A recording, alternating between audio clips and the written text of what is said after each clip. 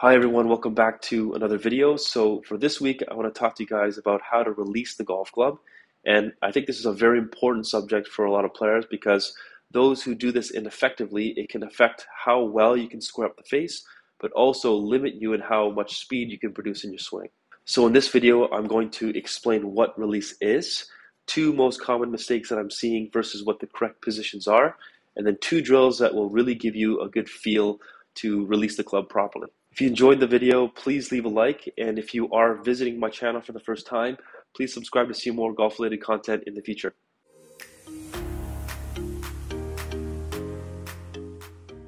So to me, the idea of release is just the ability to get the weight of the club head to pass your body, to get to pass your hands, and also to get the club face to close correctly through the shot.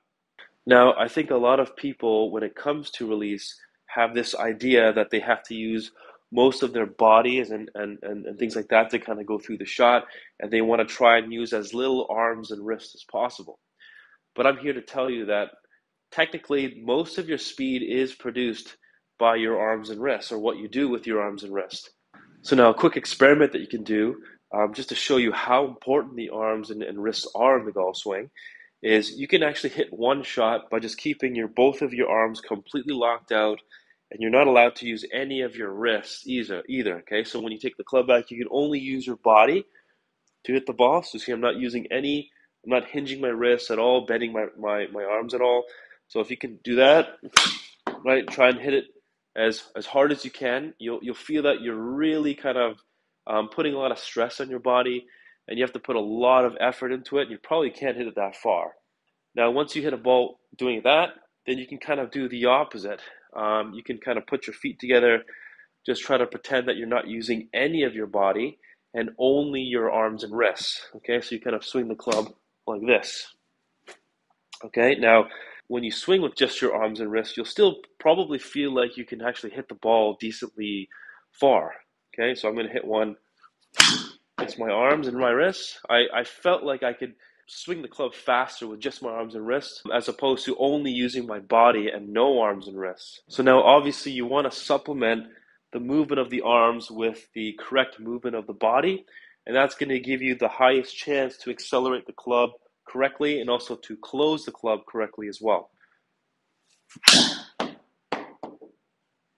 So the first big mistake that a lot of my players make is right after they strike the golf ball, I can see that their trail arm is bent, and second is that their trail hand stays below the lead hand. Okay, so you can kind of looks like this right here. So there's no movement that allows that club head to one, get moved past the hands or move faster than the hands, and also close enough. So often when players are kind of in this position here, they tend to hit the ball or block the ball out to the right, and then as they continue on their follow through, their arms, hands, and club head almost kind of move basically at the same speed, so they lose a lot of acceleration. So the correct position that you want to look for is just after impact. Obviously, right after you strike it, the lead arm and the club form a straight line, but then just immediately after that, by the time your hands get basically just past your left leg or your lead leg, your right arm and the club should form a straight line. Okay. Also, you'll notice that my right hand is kind of almost rolled over top of my lead arm or my lead hand. Okay, so the mistake is right here with a lot of bend, right hand's kind of below. So the difference between this position and the more kind of ideal position is you can see this movement that I'm adding here. So you want to be able to learn how to add a little bit more kind of pronation in the trail arm or forearm, and then supination in the lead forearm.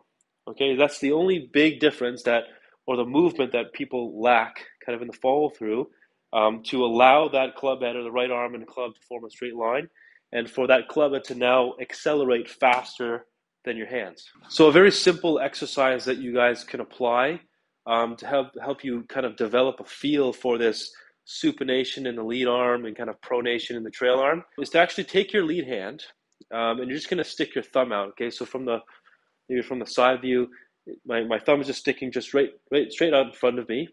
And what you're going to want to do is you're just going to take your trail hand, you're just going to grab your thumb, okay? And when you take the club or your hands back into your backswing, and when you come down into your follow through, what you want to do is you just want to turn your thumb and point your thumb to the left. Okay, so by doing that, one, you're going to keep your lead arm straight, but you're just kind of, by turning that thumb over to the left, that's going to make you kind of supinate that lead arm and also pronate the trail arm. So it'll give you that feel or that sensation of kind of adding that movement in. And if you didn't add that movement in, the thumb would continue to point to your trail side or kind of more so in front of you. So as long as you can point your thumb to your left or to your lead side, then you're going to add that movement in.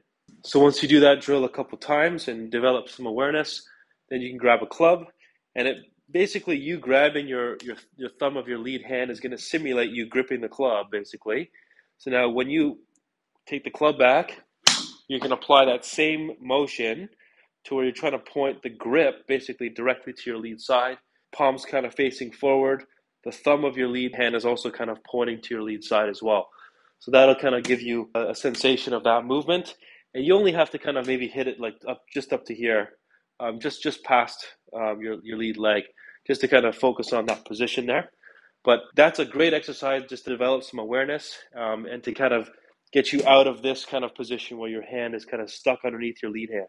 Now, the second biggest mistake that I'm seeing kind of when it comes to release is just after impact, I'm seeing that the golfer demonstrates what's called too much ulnar deviation in the wrist. So they kind of look like their grip stays really high and above their club head for a very long time in the follow through.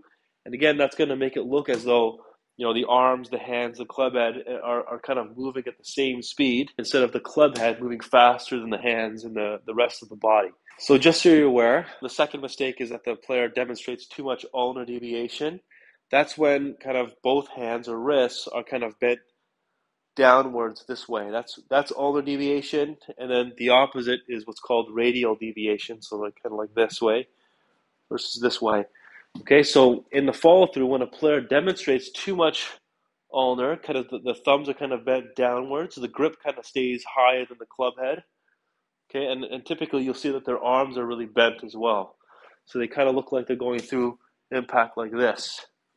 Okay, so the biggest reason as to why this kind of happens is because, one, when a player kind of, after they hit the ball, the handle kind of stays very close to them, and there's a lot of acceleration on this end of the club, and the player doesn't know how to accelerate the opposite end of the club or the club head itself. So after impact, the handle stays really close, the handle gets really high, the club head actually like lags behind the grip a little bit. So if you are this kind of player, the solution would to actually develop or to feel a lot more kind of width and getting the handle of the butt end of the club as far away from you as you can. Also, in order for you to feel out the club head accelerating more than your grip, you're going to have to actually stop your hands very, very quickly post-impact and develop a lot more kind of radial deviation in the wrists as opposed to ulnar deviation. So we need to get a lot more width, handle far away. We need to stop the hands as quickly as we can, and that's going to allow that club head to kind of whip past the hands. So a great drill to help you with this is called the L to L drill. And what that means is that in your backswing, you're going to create an L shape with your lead arm and the club. And then after you strike it, you're going to try to create another L shape with your trail arm and the club. So that's why you're going to go from an L shape to another L shape. So that's going to actually force you to limit kind of the movement of your hands, but get the club head to kind of move more so than your hands and the rest of your body. So you can see how the club head is kind of moving faster than everything else. Okay, and then in the follow through, it's important that you go through those points that I just mentioned, that the handle is really far away, okay, and that you stop your hands really quickly to allow that club head to get above your hands. All right, thank you guys so much for watching. Now, if you guys have any questions or are confused about anything that I've talked about, you can leave a comment down below. I would also love to hear you guys' feedback about the drills and how it's affected your ball striking. Be sure to follow me on my Instagram at Jonathan K. Moss if you want to inquire about my online lessons. I will also leave a link to my website in the description box below as well, just so you can see all the details. And I would encourage you guys to watch this video next. And this video just goes over my favorite drill to help players with their ball striking.